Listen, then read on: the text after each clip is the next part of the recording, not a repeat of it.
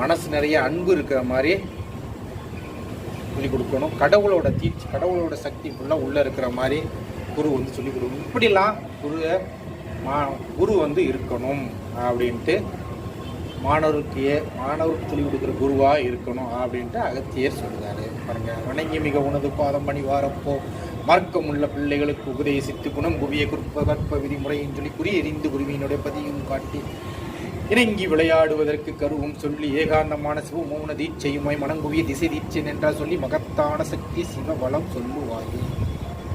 அவனுக்கு பிடிச்சமான கடவுளை வணங்கி உள்ள ஏற்றி அதில் நம்பிக்கை வர வச்சு கடவுள் பக்தி, குரு பக்தி எல்லாத்தையும் கொண்டு வந்து அவனை நல்ல மாணவனை உருவாக்க வேண்டியது ஒரு சிலம்ப ஆசிரியர கடமை.